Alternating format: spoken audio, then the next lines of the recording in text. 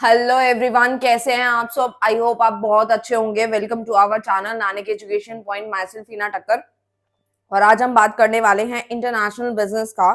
जो unit number 5 है उसका लेसन नंबर 1 और लेसन नंबर 2, यानी कि पूरा का पूरा इंटरनेशनल बिजनेस का यूनिट नंबर 5 आज हम पूरा खत्म करने वाले हैं। बहुत सारे बच्चों के कमेंट्स थे कि मैम यूनिट नंबर 5 नहीं आ रहा क्या, या यूनिट नंबर 5 प्लेलिस्ट में नहीं है। सो मैं बता देती हूँ कि मैं बिजी थी, मैं वीडियोस नहीं बना पाई। सो उसके लिए मैं सॉरी बोलना चाहती हूँ, बट स्टिल मेरी कोशिश पूरी जारी है कि यूनिट नंबर 5 जल्दी से आज खत्म हो जाए, उसके बाद मैं आपको वन शॉट आपके एग्जाम से पहले पहले दे दूं। ठीक है। सो कॉस्ट अकाउंटिंग का भी एक दो यूनिट बची है, वो भी जल्दी से जल्दी आप लोगों तक पहुंच जाएगी और उसका वन शॉट भी पहुंच जाएगा। सो अगर आप इसके अलावा कोई वीडियो देखना चाहते हैं तो भी आप कमेंट कर सकते हैं। सो आओ स्टार्ट करते हैं फटाफट बिना किसी देरी के। तो सबसे पहले इंटरनेशनल फाइनेंस हमारे चैप्टर का नाम है। पहले मैं इंट्रोडक्शन में आप लोगों को चैप्टर का नेम अच्छे से समझाना चाहूंगी सो दैट आपको बिल्कुल भी दिक्कत नहीं आएगी। सो इंटरनेशनल फाइनेंस है ये। फाइनेंस मतलब पैसा है, बिना पैसे के कोई भी बिजनेस नहीं हो पाता है। तो इंटरनेशनल बिजनेस बिना पैसों का कैसे हो सकता है, तो नाम से ही क्लियर है, इंटरनेशनल फाइनेंस। यानी कि एक छोटी सी टर्म है जो हमें समझनी है, जो कि दी गई है फॉरेन डायरेक्ट इन्वेस्टमेंट। ये छोटी सी टर्म हमने क्लास 11-12 में पढ़ी थी, बट स्टिल इसको अभी हम दोबारा से गो थ्रू करेंगे। फॉरेन डायरेक्ट इन्वेस्टमेंट को हम शॉर्ट में एफडीआई भी कहते हैं। अब ये होता क्या है, यानी कि इसके अंदर होता है investment made by a company और entity of a country into company और एंटिटी ऑफ अनदर कंपनी। यानी कि हम लोग कुछ इन्वेस्टमेंट कर रहे हैं, यानी एक कंपनी या कोई एक एंटिटी कंट्री की किसी दूसरी एंटिटी में, किसी अनदर कंपनी में जब वो पैसा लगाती है, यानी कि कुछ इन्वेस्टमेंट करती है, तो उसे हम फॉरेन डायरेक्ट इन्वेस्टमेंट बोलते हैं। जस्ट फॉर एग्जांपल हम इसको एक एग्जांपल से समझेंगे कि मान लीजिए बाहर की कोई कंपनी है जो कि हमारी इंडिया की कंपनी के अंदर पतंजलि बिस्किट में मान लो कंपनी में पैसा लगाती है, तो यानी कि वो फॉरेन डायरेक्ट इन्वेस्टमेंट होगा। ठीक है। इसके कुछ फायदे हैं जो हम आगे पढ़ेंगे अभी। FDI done by any government, कोई भी गवर्नमेंट के द्वारा भी करा जा सकता है, कोई बिजनेस कोई एंटिटी के द्वारा, इंडिविजुअल इसको भी कर सकता है। तो फॉरेन डायरेक्ट इन्वेस्टमेंट बहुत ही इंपॉर्टेंट रोल प्ले करता है हमारे इंटरनेशनल बिजनेस के अंदर। नॉन रेजिडेंट इन्वेस्टर जो होते हैं वो इन्वेस्ट कहाँ करते हैं, रेजिडेंट बिजनेस में। ठीक है। यानी कि जो बाहर के लोग हैं वो हमारी कंपनी के अंदर या हमारी कंट्री के अंदर जो पैसा इन्वेस्ट कर रहे हैं उसको हम लोग क्या बोलेंगे, एफडीआई हम बोलते हैं। यानी कि कोई भी ऐसी इन्वेस्टमेंट जो कि एक एंटिटी किसी दूसरी कंपनी में जब पैसा लगाते हैं उसे हम फॉरेन डायरेक्ट इन्वेस्टमेंट के नाम से जानते हैं। इसके कुछ बेनिफिट्स हैं, कुछ फायदे हैं, आओ उसको फटाफट समझते हैं। तो सबसे पहला बेनिफिट क्या होता है, इससे हमारा एम्प्लॉयमेंट बढ़ता है। आपने किसी कंट्री में पैसा लगाया, ठीक है, उसमें क्या होगा कि आपको कहीं ना कहीं इंप्लॉयमेंट जनरेट होता हुआ दिखाई देगा, लोगों को काम मिलेगा, इंप्लॉयमेंट मिलेगा, लोग उससे काम करेंगे, यानी उस कंपनी में काम करेंगे। यानी कि किसी ने इन्वेस्टमेंट करी तो उससे इंप्लॉयमेंट बढ़ा तो यानी ह्यूमन रिसोर्स की डेवलपमेंट होनी स्टार्ट हो गई, क्योंकि जब बंदा काम करेगा तो कुछ ना कुछ सीखेगा, उससे क्या होगा, उसकी डेवलपमेंट होगी। साथ ही साथ हमारा एक्सपोर्ट भी बढ़ता है, यानी कि हम अपने एक्सपोर्ट जो है बढ़ा देते हैं, हम अपना कंट्री का सामान दूसरी कंट्री को भेजना स्टार्ट कर देते हैं। चौथा यानी फोर्थ क्या है, डेवलपमेंट ऑफ एरिया। हमारे एरिया का डेवलपमेंट भी होता है, क्योंकि हमारे जो कंट्री है उसके अंदर या हमारी एंटिटी जो कंपनी है उसमें किसी दूसरी कंपनी ने हमारे कंट्री के अंदर पैसा लगाया तो उस एरिया का भी डेवलपमेंट देखने को मिलता है। जैसे मैंने आप लोगों को अभी एग्जांपल दिया, अमेजोन ले लो। ठीक है, अमेजोन ने इंडिया के अंदर पैसा खर्चा किया, या फिर पतंजलि बिस्किट में खर्चा किया, या फिर ब्रिटानिया का आप एग्जांपल ले सकते हैं। फाइनेंस एंड टेक्नोलॉजी भी अपग्रेड होती है हमारी एफडीआई से। तो ये सारे बेनिफिट्स हमें देखने को मिलते हैं, टेक्नोलॉजी भी इनहांस होती है, पैसा तो बढ़ता है ही है। सो ये कुछ बेनिफिट्स थे। सो एफडीआई में बेसिकली मोर देन 10% अगर इन्वेस्टमेंट है, दैट मीन्स वो फॉरेन डायरेक्ट इन्वेस्टमेंट को कंसीडर करता है। यानी किसी भी कंट्री ने, किसी भी कंपनी ने दूसरी कंट्री के कंपनी में पैसा जब लगा दिया 10% से ज्यादा, तो वो एफडीआई कंसीडर होता है, यानी फॉरेन डायरेक्ट इन्वेस्टमेंट को कंसीडर किया जाता है। लॉन्ग टर्म इन्वेस्टमेंट होती है, ये कोई 2 दिन का नहीं है, 4 दिन का नहीं है, लंबे समय के लिए इन्वेस्टमेंट देखी जाती है। इन्वेस्टेड इन इंडियन कंपनीज, हम इंडिया के तौर पे अगर देखें, इंडियन पॉइंट ऑफ व्यू से देखें, तो यानी कि invested in Indian companies. Management control रहता है भाई, जाहिर सी बात है, 10% ऊपर का अगर आपने इन्वेस्टमेंट किया है तो आप मैनेजमेंट भी तो कंट्रोल करोगे, चीजें देखोगे, चीजें मैनेज करोगे, है ना। एफडीआई डन कैसे होता है, तो मर्जर और एक्विजिशन की मदद से होता है। ये एक चैप्टर भी हम लोगों ने कॉर्पोरेट अकाउंटिंग में पढ़ा था बहुत अच्छे तरीके से। अभी आओ उसको डिटेल में समझते हैं होता क्या है। अब कुछ रिस्ट्रिक्शंस हैं एफडीआई को लेकर के, यानी कि एफडीआई के अंदर कितने कितने परसेंट और किस किस कैटेगरी में हम लोग इन्वेस्टमेंट कर सकते हैं। ऐसा नहीं है कि आप 100% एफडीआई में यानी फॉरेन डायरेक्ट इन्वेस्टमेंट कर सकते हैं, ऐसा नहीं है। जैसे 49% जो है एफडीआई अलाउड है किस किस सेक्टर में, इंश्योरेंस में, बैंकिंग में, आरडी में और कोरियर, ये सारी जितने भी कैटेगरी है उसमें हम 49% ही एफडीआई अलाउ किया गया, इससे ज्यादा नहीं है, ठीक है। अनरिस्ट्रिक्टेड क्या है, जिसमें कोई रिस्ट्रिक्शंस नहीं है, इसमें रिस्ट्रिक्शन थी, सिर्फ 49% ही अलाउड था। ये अनरिस्ट्रिक्टेड है, यानी कि 100% एफडीआई अलाउड है। कौन से सेक्टर्स में? माइनिंग, आईटी की सर्विसेज है, एयरलाइंस हो गई, ई कॉमर्स हो गया, ये सारी के अंदर एफडीआई जो है 100% अलाउड है, यानी आप अपना शेयर 100% एफडीआई दे सकते हो, फॉरेन डायरेक्ट इन्वेस्टमेंट कर सकते हो बिना किसी दिक्कत के। प्रोहिबिटेड है मतलब ये अलाउड नहीं है, यानी कि आपको रोक लगाई गई है, जैसे एटॉमिक एनर्जी पे, टबैको रिलेटेड प्रोडक्ट हो गए, इंडस्ट्री हो गई, यानी टबैको रिलेटेड इंडस्ट्रीज पे आपको रोक लगाई गई है, एटॉमिक एनर्जी पे लगाई गई, तो प्रोहिबिटेड है, मतलब आप एफडीआई यानी फॉरेन डायरेक्ट इन्वेस्टमेंट इन कैटेगरीज पे नहीं कर सकते। आई होप आपको अच्छे से समझ आ गया होगा। मैं थोड़ा शॉर्ट में करा रही हूँ क्योंकि बहुत ज्यादा लेंथी दे रखा है, एग्जाम से पहले इतना ज्यादा पढ़ोगे तो सब भूल जाओगे, तो मेन करा रही हूँ आप लोगों को। नेक्स्ट आता है मर्जर और एक्विजिशन। इसका मैंने डिफरेंस इस तरीके से लिखा है ताकि आपको चुटकी में याद आ जाए। A merger required the consolidated of two companies into a single entity. फिर से समझ लो, single entity with a new ownership and a management structure. यानी कि मर्जर क्या कहता है? मर्जर का मतलब होता है यानी कि जब दो कंपनी एक एंटिटी, एक सिंगल एंटिटी में कंसोलिडेट हो जाती है, यानी कि एक न्यू ओनरशिप के साथ और एक मैनेजमेंट न्यू स्ट्रक्चर के साथ, तो उसे हम मर्जर कहते हैं। जैसे जस्ट फॉर एग्जांपल मैंने कहा एक्स और वाई दो अलग अलग कंपनीज है, ठीक है। अब इन दोनों ने हाथ मिला लिया, एक्स और वाई एक कंपनी बना ली, दैट मीन्स वो क्या है? मर्जर है। क्या है? मर्जर है। इससे हमारा मार्केट शेयर इंक्रीज होता है। और ऐसा क्यों किया जाता है? अगर मान लो एक एक्स एक कंपनी है और वो कहीं ना कहीं गुडविल बनाना चाहती है, अपना नाम बनाना चाहती है, रेपो बनाना चाहती है, बट वो अकेले उसके बस की नहीं है सारी चीजें करना, इतनी कैपिटल नहीं लगाई जा रही उससे, इतना नाम नहीं कमाया जा रहा, तो वो कहीं ना कहीं दूसरे कंपनी का सहारा लेती है। यानी कि वो दो कंपनी जब मिलके एक सिंगल एंटिटी बनाती हैं, नई ओनरशिप उनकी स्टार्ट होती है, मैनेजमेंट स्ट्रक्चर भी चेंज होता है, तो उसे हम मर्जर का नाम देते हैं। मर्जर यहाँ लिखा भी unification of two entities into one, दो एंटिटी मिलके जब एक बनी। यहाँ पे भी मैंने एक एग्जांपल दिया है, जैसे हम अमालगमेशन पढ़कर आए हैं, बहुत अच्छे से समझाया था मैंने, ए और बी है, दोनों मिलकर ए बी कंपनी बन गई, दैट मीन्स वो मर्जर है। एक्वाजिशन क्या होता है? One entity buying out another observing the same, यानी कि मान लो एक कंपनी है ए और एक कंपनी है बी, ठीक है। ए कंपनी बहुत ही ज्यादा, उसकी रेपुटेशन बहुत अच्छी है, अच्छी ग्रोथ है, बट बी की ऐसा कुछ भी नहीं है, ठीक है। तो ए कंपनी जो है बहुत पावरफुल है, बट बी कंपनी जो है पावरफुल नहीं है। इसको मैंने रिच और पुअर कंपनी आपको इजीएस्ट वे समझाने के लिए बताया गया। आप एग्जाम में नहीं लिखेंगे, बट हाँ आपको इजीएस्ट वे समझाने के लिए मैं बता रही हूँ कि जैसे कंपनी ए बहुत पावरफुल है, बी नहीं है, तो ए जो है वो टेक ओवर कर रही है बी को, यानी कि ऑब्जर्व कर रही है, यानी कि बाइंग कर रही है। दैट मीन्स वो क्या है? इक्वाइजेशन के अंदर कंसीडर होती है कि जब वो ए ने बी को ले लिया अपने अंदर, तो यानी कि सारे रूल्स रेगुलेशन वो अपने ही फॉलो करेगी, ठीक है, और अपने अकॉर्डिंग रूल्स रेगुलेशंस बनाएगी। तो वो एक्वाइजेशन होता है, एक्वायर करना, नाम से भी समझ आ रहा होगा आपको। नेक्स्ट पे आते हैं अब हम, कौन कौन से फॉर्म होते हैं मर्जर के। तो सबसे पहला आता है हॉरिजॉन्टल मर्जर। हॉरिजॉन्टल मर्जर होता है सेम इंडस्ट्री होती है, इंडस्ट्री क्या होती है? सेम होती है। Two companies which have merge are in the same industry, यानी कि इंडस्ट्री बिल्कुल सेम है।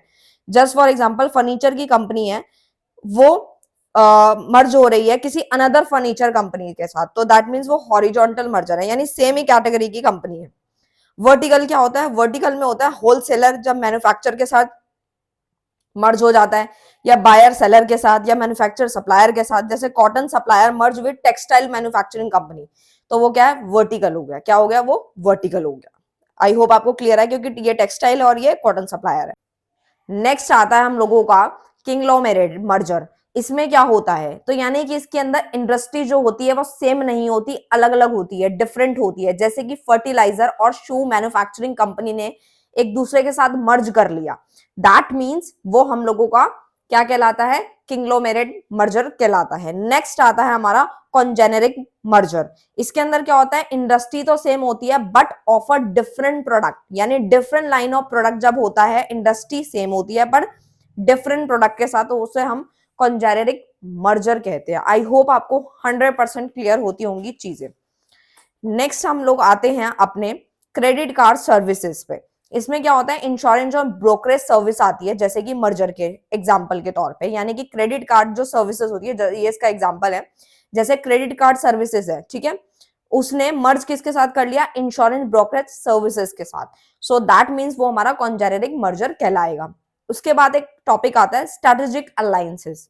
इसका मैंने एक शॉर्ट वीडियो भी बनाया था अलायंस का स्टारबक्स के ऊपर कि कहीं ना कहीं टाटा के जो प्रोडक्ट्स है वो बहुत सारे चीजों में इन्वॉल्व है।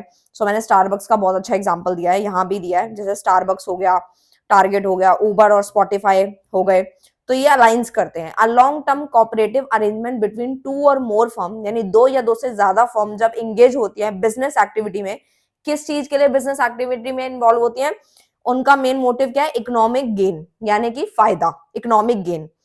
जैसे उबर ने स्पॉटिफाई के साथ अलायंस कर लिया, स्टारबक्स ने टारगेट के साथ कर लिया, ये सारी चीजें आती हैं। सो स्ट्रेटेजिक अलायंस आपको 100% क्लियर होता होगा।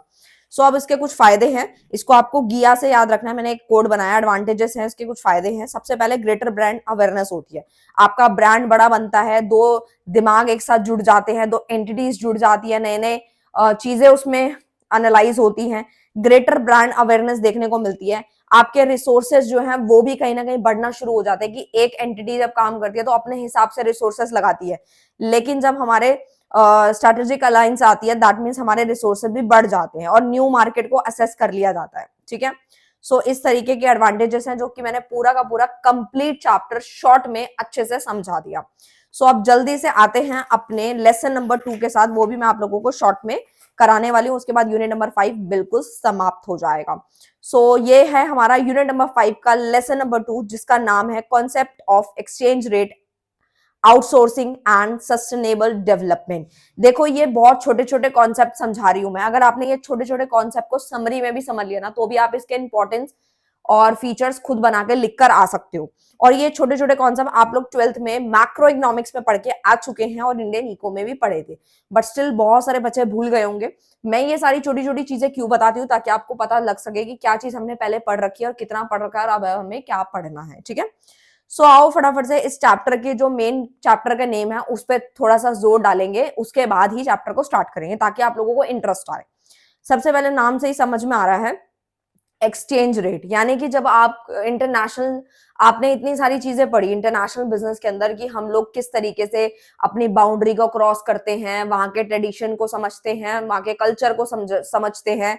फिर कहीं ना कहीं हमने बहुत सारी चीजों को देखा, फिर उसके बाद हमने ये समझने की कोशिश करेंगे कि किस तरीके से जब हम एक कंट्री के अंदर दूसरी कंट्री के अंदर इन्वेस्टमेंट करते हैं, वो भी सीख लिया। फिर अब आता है कि अब कैसे हम जब किसी के साथ डील इंटरनेशनल बिजनेस के अंदर इन्वॉल्व होते हैं तो हमारे को करेंसी बहुत इंपॉर्टेंट होती है, क्योंकि जब आप अपनी बाउंड्री क्रॉस करेंगे तो आपकी जो करेंसी है वो चेंज हो जाती है। अब वो कैसे होती है, अब आप सोचो, आप इंडिया में रह रहे हो, आप अपने यहाँ पे कौन सी करेंसी यूज करते हो, रुपया यूज करते हो, रुपीज यूज करते हो, ठीक है। लेकिन जब आप दूसरी कंट्रीज में जाते हो, यानी कि जब आप फॉर एग्जांपल ये सिंगापुर है, सिंगापुर में तो आपके रुपीज नहीं चलेंगे, यानी कि वहां पे क्या चलेगा, वहां पे आपका डॉलर चलेगा। अगर आप मैं बात करूं थाईलैंड की तो वहां पे थाई बाट्स चलेंगे, अगर मैं मलेशिया की बात करूं तो वहां रिंगिट्स चलेंगे, ठीक है। तो इस तरीके से हर कंट्री की करेंसी अलग होती है। तो जब इंडिया किसी दूसरी कंट्री के साथ डील करेगी, बिजनेस करेगी, तो इसी तरीके से हम लोगों को देखना पड़ता है कि जब हमें इंपोर्ट करना है, तो अगर हमें कोई भी सामान मंगवाना है तो हमें पैसे तो देने पड़ेंगे, हमें मनी का फ्लो तो होगा ना, तो हम तो उनकी कंट्री के हिसाब से पैसे देंगे ना। हम थोड़ी कहेंगे कि अब मान लो हमें यहाँ पे सिंगापुर से, हम जस्ट फॉर एग्जांपल, मैं एग्जांपल ले रही हूँ सिंगापुर का, तो मुझे अगर वहां से कुछ सामान मंगवाना है तो क्या मैं बोलूंगी कि हमारे रुपीज ले लो, तो क्या वो ले लेंगे? बिल्कुल भी नहीं लेंगे। दैट मीन्स हमें ये सारी चीजें पता होनी चाहिए कि दूसरी कंट्री से जिससे हम इंपोर्ट कर रहे हैं या एक्सपोर्ट कर रहे हैं तो वहां की करेंसी क्या है, ठीक है। सो इसी पे हमारा पूरा चैप्टर है एक्सचेंज रेट पे, जो कि हमारे कौन कौन से फैक्टर इफेक्ट करते हैं वो हम समझेंगे, आउटसोर्सिंग क्यों करनी चाहिए और सस्टेनेबल डेवलपमेंट होता क्या है। तो सबसे पहले एक्सचेंज रेट से स्टार्ट करते हैं। Exchange rate refers to the value at which one country currency can be exchange for another, यानी एक्सचेंज रेट नाम से ही समझ आ रहा है आप क्या कर रहे हो, अपने रेट को एक्सचेंज कर रहे हो। यानी एक्सचेंज रेट क्या है, एक ऐसी वैल्यू है जब आप अपनी एक कंट्री की करेंसी जब दूसरे में एक्सचेंज होती है तो उसे हम क्या बोलते हैं, एक्सचेंज रेट बोलते हैं, ठीक है। अब मान लीजिए कि कोई सिंगापुर का पर्सन इंडिया के अंदर आना चाहता है, तो क्या वो अपने डॉलर को लेके आ जाएगा? डॉलर को लेके तो आ जाएगा, लेकिन वो हमारे यहाँ पे यूज नहीं कर पाएगा। मैं एक छोटा सा एग्जांपल दे रही हूँ समझाने के लिए, नहीं कर पाएगा ना। क्यों? क्योंकि हमारे यहाँ पे डॉलर नहीं चलता, हमारे यहाँ पे क्या चलता है? रुपीस चलता है। यानी उसको अपने पहले करेंसी को चेंज करना होगा, सो दैट जैसे ही हम बिजनेस करेंगे तो इसी तरीके से ही हमें चेंज करनी होती है करेंसी को। मैंने यहाँ लिखा भी है, थाई बार्स, डॉलर, इस तरीके से होती हैं currencies. Factor effective exchange rate, कौन कौन से फैक्टर हैं जो हमारे एक्सचेंज रेट को इफेक्ट करते हैं, प्रभाव डालते हैं? Number 1 is economic factor. हमारा इकोनॉमिक फैक्टर बहुत ज्यादा इफेक्ट करता है, क्योंकि आप ये देखो कि जैसे जैसे हमारी इकोनॉमी के अंदर बहुत सारी चीजें होती हैं, तो कहीं ना कहीं वो फैक्टर भी तो इफेक्ट डालेंगे ना हमारे किस पे? एक्सचेंज रेट पे। कि क्या जो डॉलर है उसका क्या रेट चल रहा है, 72 चल रहा है, 76 चल रहा है, 73 चल रहा है, या थाई बाट्स कितने के चल रहे हैं, या फिर रिंगिट्स कितने रुपए के बराबर है। ये सारी चीजें जब होती है तो वो इकोनॉमिक फैक्टर के अंदर कंसीडर होती है कि कौन कौन से फैक्टर है जो हमारे इकोनॉमिक फैक्टर को कंसीडर करते हैं। नंबर 2 इज पॉलिटिकल स्टेबिलिटी, यानी जब हमारी करेंसी की वैल्यू, जैसे मान लो कोई गवर्नमेंट है, गवर्नमेंट क्या करती है? अपनी कंट्री के डिसीजंस खुद लेती है। यानी गवर्नमेंट ने डिसीजन जब बार बार चेंज करती है, उसको ये नहीं पता थोड़ा ऊपर नीचे अगर वो चेंजेस हो जाते हैं तो जिसकी वजह से हमारी करेंसी की वैल्यू डिग्रेड हो जाती है, कम हो जाती है, तो पॉलिटिकल स्टेबिलिटी देखने को मिलती है। ठीक है। और उसके बाद है एक्सपोर्ट और इंपोर्ट एक्टिविटीज। ये कैसे है? आप सोचो, जब आप कोई भी सामान किसी दूसरी कंट्रीज में भेजते हो या वहां से मंगवाते हो, तो यानी कि आपकी एक्टिविटीज हो रही है, तो वो भी तो आपके एक्सचेंज रेट को इफेक्ट कर रही है ना। जैसे कि मैंने अभी बेस्ट एग्जांपल दिया आप लोगों को कि आप रुपए में आपको कुछ सामान मंगाना है, तो आप उनको ये नहीं बोलोगे हमारे रुपीज ले लो, ठीक है, वो नहीं लेंगे। अगर आप जो है वहां का कोई बंदा आएगा और वो आपको बोलेगा डॉलर ले लो, क्या आप ले लोगे? बिल्कुल भी नहीं लोगे। That means export import activities भी आपके एक्सचेंज रेट में इफेक्ट डालते हैं। इन्फ्लेशन रेट कैसे डालता है? महंगाई का जो रेट है वो कब बढ़ जाता है? जब हमारी मनी की वैल्यू डिग्रेड हो जाती है, कम हो जाती है, गिर जाती है। उसकी वजह से हमारे को क्या होता है? इन्फ्लेशन रेट जो होता है वो कहीं ना कहीं इफेक्ट डालता है हमारे एक्सचेंज रेट पे। ठीक है। फिर बैलेंस ऑफ पेमेंट में भी इसी तरीके से होता है। बैलेंस ऑफ पेमेंट में जब सरप्लस होता है, कब होता है सरप्लस? जब हमारा एक्सपोर्ट होता है। जब जैसे ही हमारा एक्सपोर्ट बढ़ गया, हम लोगों ने सामान जो है वो मंगवाया कम लेकिन भेजा ज्यादा, तो वो तो एक्सपोर्ट की सिचुएशन। लेकिन डेफिसिट कब होता है? डेफिसिट जब होता है जब हम लोगों का इंपोर्ट ज्यादा होता है। तो ये भी चीजें होती हैं बैलेंस ऑफ पेमेंट की। और इक्विलिब्रियम सिचुएशन भी मैंने आप लोगों को समझाई थी, जब दोनों ही इक्वल होते हैं, ना एक्सपोर्ट ज्यादा ना इंपोर्ट कम, दोनों इक्वल होते हैं, तो हमारी इक्विलिब्रियम वाली सिचुएशन होती है। और बैलेंस ऑफ पेमेंट जो है कहीं ना कहीं एक्सचेंज रेट को इफेक्ट डालता है। आई होप आपको अच्छे से क्लियर है। नेक्स्ट पे आता है डिफरेंस। ठीक है। Difference between fix and flexible exchange rate system. सबसे पहले नाम से क्लियर है, फिक्स एक्सचेंज रेट, और फ्लोटिंग को एक हम नाम से जानते हैं फ्लेक्सिबल एक्सचेंज रेट। अब कुछ कंट्री जो है वो कहीं ना कहीं फिक्स एक्सचेंज रेट को फॉलो करती है, और कुछ कंट्रीज हैं जो हमारे फ्लोटिंग फ्लेक्सिबल रेट को फॉलो करती हैं। डिपेंड करता है। आओ इसको समझे ये होता क्या है, ऑटोमेटिकली समझ आ जाएगा कि कौन सी कंट्री क्या फॉलो करती है। सबसे पहले इसको हम पेज एक्स, अब जैसे इसके अंदर क्या होता है, ओमान हो गया, यूएई हो गया, कतार हो गया, सऊदी अरेबिया हो गया, ये सारी जो जगहें हैं वो हमारे फिक्स एक्सचेंज रेट को फॉलो करती है। नाम से समझ आ रहा है कि एक रेट फिक्स कर दिया गया, यानी सेंट्रल बैंक मेंटेन कर रहा है reserve of foreign currency, gold, ये सारी चीजें जब वो मेंटेन करता है, उसके बदले में एक रेट फिक्स करता है कि हाँ ये रेट तो इतने का ही रहेगा, यानी कि अगर डॉलर है तो डॉलर का रेट इतना ही रहेगा, चेंज नहीं होगा। ठीक है। तो वो हमारा फिक्स एक्सचेंज रेट कहलाता है। नेक्स्ट आता है फ्लोटिंग। फ्लोटिंग नाम से क्लियर है, फ्लोट हो रहा है, यानी कि फ्लेक्सिबल एक्सचेंज रेट है, फ्लेक्सिबल है, फिक्स नहीं है। यानी कि ये किसके बेस पे होता है? ये गवर्नमेंट के बेस पे नहीं होता, डिमांड एंड सप्लाई के चेंजेस से होता है। यानी मार्केट फोर्सेस ही डिसाइड करती है कि क्या रेट होना चाहिए। 72 होना चाहिए डॉलर का प्राइस, 73 होना चाहिए, 76 हो गया, कभी 71 हो गया, तो चेंज होता रहेगा। ठीक है। और ये कहाँ फॉलो होता है? यूएस में, जापान में, कनाडा में, ऑस्ट्रेलिया में, इस तरीके से कंट्रीज में ये फॉलो अप होता है। जैसे कि मैंने यहाँ लिखा भी है कि हम सपोज मान के चलते हैं $1 73 रुपीज का है, मैं सिर्फ मान रही हूँ, ठीक है, सपोज कर रही हूँ। सो इसी तरीके से चेंज होता रहेगा 72 71, ये हमारी डिमांड एंड सप्लाई पे वेरी करता है। आई होप अच्छे से क्लियर होगा। उसके बाद आता है हम लोगों का, अब हम समझ रहे हैं आउटसोर्सिंग बेसिकली। सो आउटसोर्सिंग को हम एक एग्जांपल से समझेंगे। जैसे एक कंपनी है, कंपनी के अंदर बहुत सारे काम जो होते हैं वो ऐसे होते हैं जो कि हमारे लिए यानी कि जो मैनेजमेंट है उसके काम के नहीं है, लेकिन काम करवाना भी जरूरी है। तो ऐसे कौन से काम होते हैं, यानी कि कुछ ऐसे काम होते हैं जो मैनेजमेंट नहीं करेगा तो भी उसका काम चल जाएगा, यानी कि थर्ड पार्टी से जब वो टास्क पूरा करवाया जाता है और सर्विस पूरी करवाई जाती है तो दैट मीन्स वो आउटसोर्सिंग होता है। जो हमें लगता है हमारे काम का नहीं है, वो हम लोगों ने क्या करना है, वो जो काम है हमने थर्ड पार्टी को ट्रांसफर कर देना है। क्या कर देना है, थर्ड पार्टी को ट्रांसफर कर देना है। दैट मीन्स वो हमने काम को आउटसोर्स कर दिया। जैसे बीपीओ वगैरह होते हैं, काम वाम देखते हैं और अपना काम क्या कर देते हैं, ट्रांसफर कर देते हैं। या फिर कुछ कंपनीज ऐसी होती हैं जो कि अपना मेन काम जो होती है वो अपने हाथ में रखती हैं, अपना खुद ही देखती है, मैनेजमेंट खुद ही संभालती है। लेकिन कुछ काम ऐसे होते हैं, जस्ट फॉर एग्जाम्पल मैं बोलूं, एक कंपनी है, ठीक है, ये एक कंपनी है, तो कंपनी में बहुत सारे काम है, जैसे एचआर डिपार्टमेंट अलग है, सेल्स का अलग है, ठीक है, फाइनेंस का अलग है। सो ये अलग अलग डिपार्टमेंट है। तो इनका जो मेन रोल है, इनका टीम लीडर कर रहा है, उनके नीचे वर्कर काम कर रहे हैं, ठीक है।